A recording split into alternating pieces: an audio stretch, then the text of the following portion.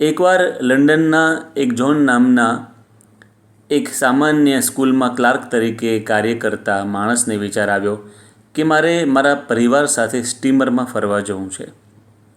એણે આખી જિંદગી ધીમે ધીમે થોડા પૈસા ભેગા કરીને સેવિંગ કરેલું, અને પછી જ્યારે ખરેખર ક્રૂઝમાં જવાની તૈયારી ચાલતી હતી એ જ વખતે એનો એક દીકરો માંદો પડ્યો. એવી તે બીમારી આવી કે બધા જ સેવિંગ કરેલા પૈસા વપરાઈ ગયા, અને એના દીકરાને પણ એમને મૂકીને જવાય એવી પરિસ્થિતિ પણ નહોતી. એટલે એણે જવાનું કેન્સલ રાખ્યું. એ બહુ દુઃખી થઈ ગયો. મારો વર્ષો જૂનો સંકલ્પ પૂરો ના થયો.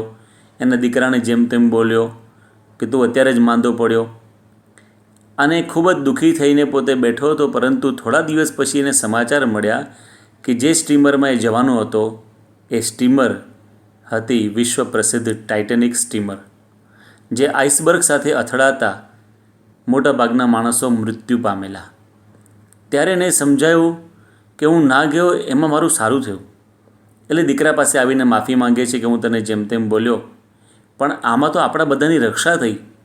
ત્યારે એ નાનો નિર્દોષ બાળક એટલું જ બોલ્યો કે પિતાજી, it's all about god's old worship.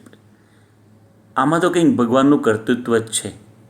ખરેખર આપણા વ્યક્તિગત જીવનમાં, કૌટુંબિક જીવનમાં, સામાજિક જીવનમાં કે દેશ અને વિશ્વમાં જે કાંઈ ઘટનાઓ બને છે એમાં ભગવાનનું કર્તૃત્વ છે. Whatever happens is due to god's wish, and whatever god does is good for us in some or other way. જે કંઈ થાય છે એના કરતાં હરતા ભગવાન છે, અને જે કંઈ ભગવાન કરે છે તે આપણા સારા માટે કરે છે. ભગવાન કરે તે ભલા માટે, મન શોક કરે તું શા માટે, ભગવાન કરે તે ભલા માટે. ભક્ત કવિઓએ લખેલી આ પંક્તિ આપણને જીવનમાં ક્યારેક સમજાય છે. જેમ કે એક હરિભક્તને શહેરમાં સારામાં સારી દુકાન લેવાની ઈચ્છા હતી.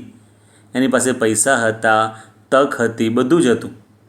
પરંતુ એ દુકાન એક બીજો માણસ વધારે પૈસા આપીને લઈ ગયો ત્યારે આ હરિભક્તને બહુ દુઃખ થયું. પરંતુ 6 મહિના પછી એને ખબર પડી કે જે માણસે દુકાન લીધી હતી એ દુકાન ચાલી નહીં, અને એના પોતાના ઘરના પૈસા મૂકવા પડ્યા, દેવાળું ફૂંકવું પડ્યું. જો આ હરિભક્તે દુકાન લીધી હોત તો એ પણ આર્થિક રીતે પાયમાલ થઈ જાત. એટલે ઘણીવાર શરૂઆતમાં આપણને સમજાતું નથી, પરંતુ થોડો સમય પસાર થાય પછી આપણને સમજાય છે કે આમાં જે કંઈ થયું એ સારા માટે થયું. ગુણાતીતાનંદ સ્વામીએ પોતાની વાતોમાં લખ્યું છે કે દાસના દુશ્મન હરિ કેદી હોય નહીં, જેમ કરશે તેમ સુખ જ થશે.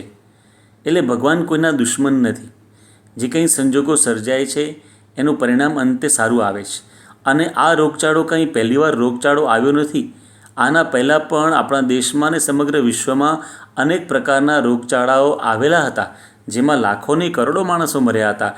તે સમયની અંદર તો નહોતી કોઈ સુવિધાઓ, નહોતા આવા કોઈ સાધનો કે એકબીજાને તરત ઇન્ફોર્મેશન શેર કરી શકાય. અત્યારે તો બધું જ છે. જો પહેલાંના સમયના રોગચાળાઓથી વિશ્વ સર્વાઈવ થઈ ગયું અને જનજીવન થાળે પડી ગયું, તો આ વખતે પણ ધીમે ધીમે પરિસ્થિતિ સારી થઈ જ જશે.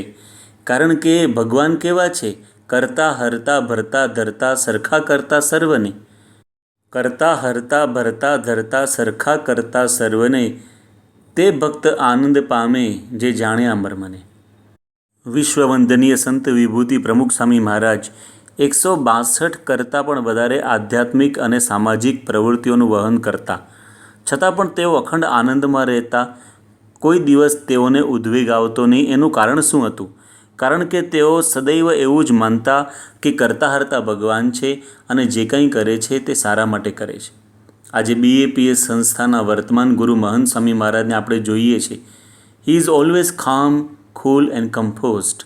Why? Because he strongly believes that God is all doer. ભગવાન કરતા હરતા છે, એ જ આ બધું ચલાવે છે, અને જે કંઈ ભગવાન કરે છે એમાં કંઈક આપણું સારું છે. અત્યારે ખ્યાલ ના આવે પણ ભવિષ્યમાં આપણને ચોક્કસ ખ્યાલ આવશે કે જે કંઈ બની રહ્યું છે એનું પરિણામ કંઈક સારું આવ્યું છે. તો આ સમજણને આપણે હૃદયસ્થ કરીને અંતરે સુખિયા રહીએ, એ જ સંદેશ સાથે સમગ્ર વિશ્વમાંથી કોરોના વાયરસ નાબૂદ થાય, તેમજ આપના અને આપના પરિવારજનોના સ્વાસ્થ્ય સારા રહે એ જ પ્રાર્થના સાથે જય સ્વામિનારાયણ.